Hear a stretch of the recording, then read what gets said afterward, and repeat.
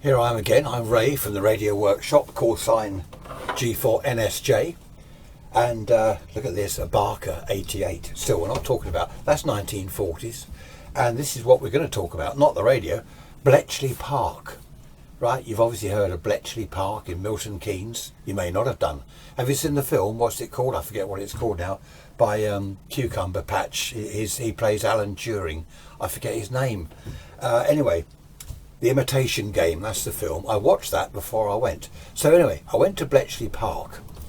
I drove up there on Saturday, spent the whole day there Sunday. We stayed 3 nights, my wife and myself. Whole day there Sunday.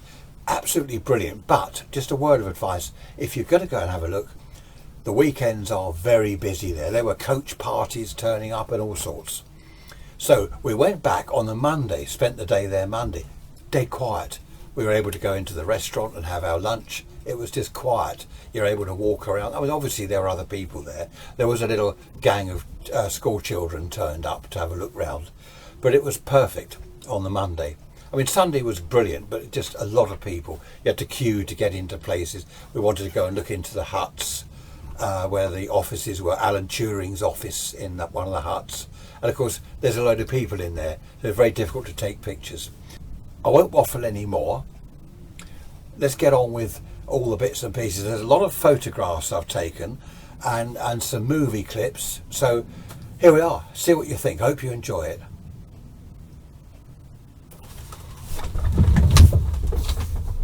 First of all, I was made very welcome at the RSGB National Radio Centre.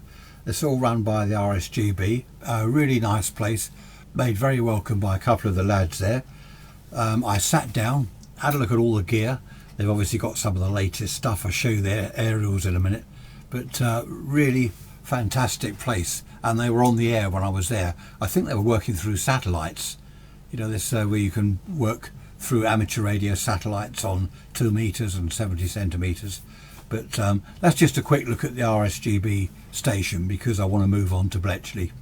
Just before we leave the RSGB National Radio Centre, there's their aerials. There's that huge beam you probably can't see. There's dipoles as well up there, and 2 meters and 70 sems satellite aerials that are steerable in all directions, which is pretty good. So that's their aerials up there. Right, now let's get on to Bletchley itself. There's me standing by the lake. Lovely grounds, absolutely lovely grounds.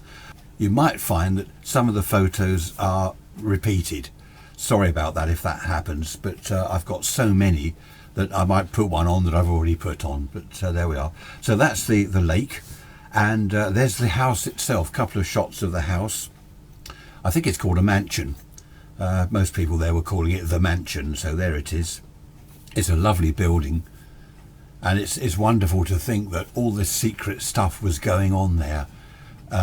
It's just imagining people walking in and out of that very building, thinking about codes and all this sort of stuff, the Enigma, the Colossus machine. There's inside. What I like about, I don't know whether you can see in the photos, what I like about some of these inside settings that they've done, where the young women would come in, sit down at their desks, they put their handbag on the floor, just by their chair, which is what they would have done, isn't it? Take their coat off, hang that up, sit at the desk, put the handbag on the floor. You don't want it on the desk in the way. And look at these pictures. It's absolutely fantastic the way it's all been done. It really is original, which is amazing.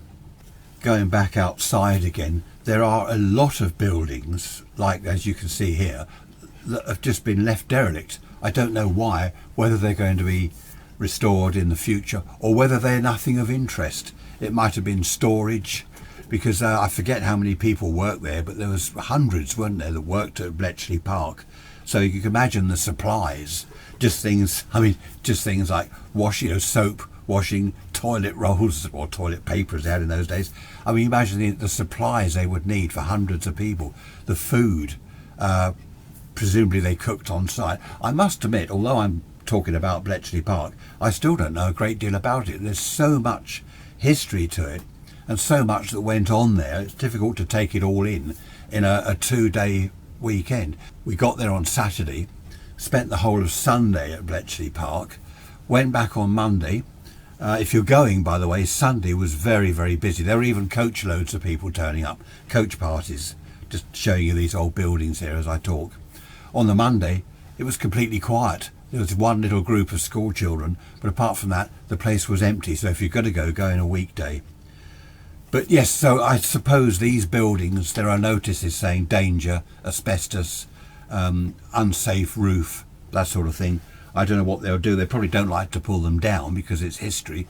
On the other hand, what can you do with them? Sorry to spend so long on pictures of derelict buildings, but I thought you would rather see photos, just any old photos of Bletchley, rather see that than see me sitting in the workshop. So let's move on to something more interesting now. It really is difficult to know where to start because I've got hundreds of photos. Let's start with the Colossus computer. Now look at the valves in this. It's the valves that I wanted to show you. There are hundreds. Now when you bear in mind that these valves are 6.3 volt heaters at probably 300 milliamps. So, well, you can work that out. I don't know, 300 milliamps multiplied by hundreds of valves. That is a lot of current. You're talking over 100 amps, just heater current alone. And in one of these video clips, there's the heater transformers there. Supplying all this 6.3 volts, all this massive current. I'll just stop talking for a minute and let you enjoy the sound of the machinery.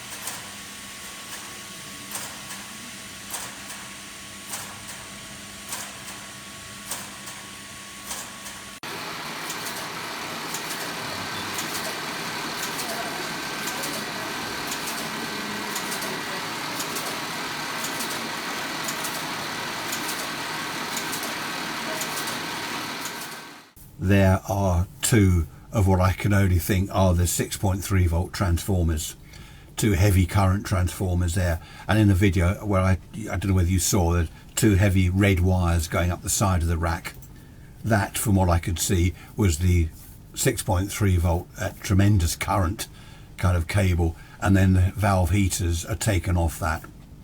So let's have a look inside these huts. This is the outside of a hut.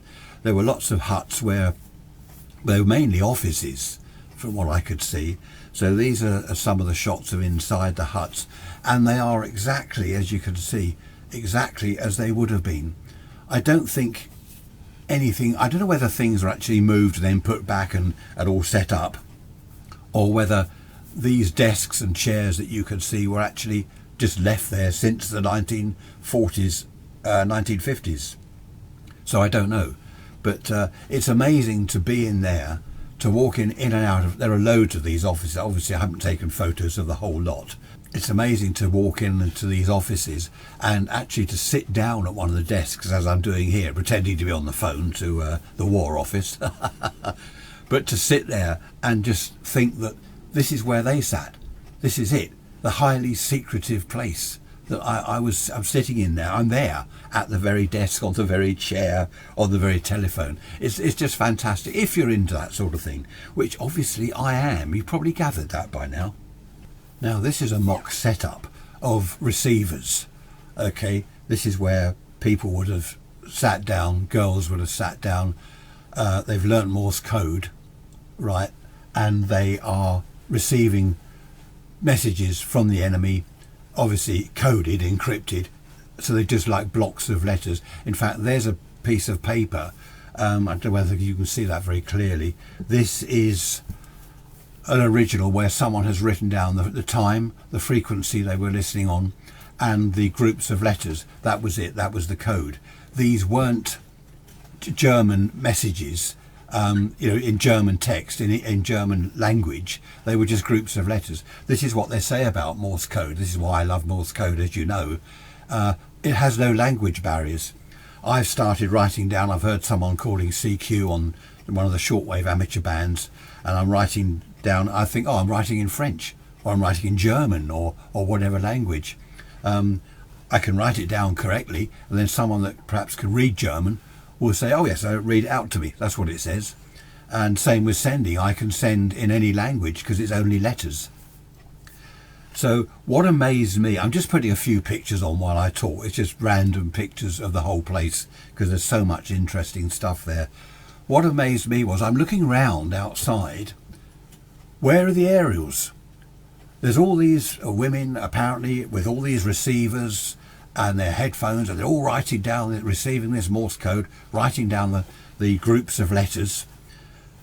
There were no aerials, and then I thought, well, hang on a minute, there aren't going to be aerials everywhere, because that's a little bit of a giveaway, isn't it? Huge towers and masts and wires everywhere. I mean, any German reconnaissance plane coming across is going to think, hello, that's worth bombing to bits.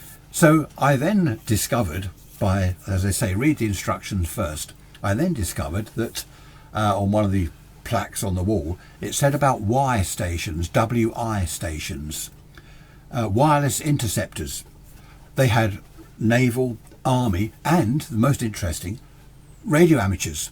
They made radios, they employed some, well I say employed, I suppose they paid them, some radio amateurs, got them to sign the Official Secrets Act, and the amateurs were sitting at home, writing down, listening to the Morse, writing down the German messages. And then, on these bits of paper, as I showed you here, look, writing down all the messages, they were then taken by a sort of dispatch rider on a motorbike to Bletchley Park, where they were decoded by the machinery. I'm going to show you, well, there's some of the machinery. Let's move on to that. There's some of the machinery now. And I suppose what it was, they weren't allowed, these radio amateurs, I just imagine me sitting in what I call my radio room, and I'm listening to Morse code, I'm writing stuff down. My wife would think, oh, he's listening to Morse code again, oh, here we are, sending Morse code again, or whatever, to his nerd friends. She wouldn't have known that I'm actually receiving encrypted German messages and sending them onto Bletchley Park. No one would know, your family wouldn't know. So that really is all fascinating stuff. But obviously they didn't do the receiving at Bletchley Park, because, as I say, all the huge aerials would have been a little bit of a giveaway. Now this is in a display cabinet. It's a mock-up of the kind of, what is it, the bomb they called it, didn't they? The bomb, the boom. First of all, the front of it. I'm not going to talk all over it. First of all, the front of it, and then round the back, you can see the actual workings going on in the back.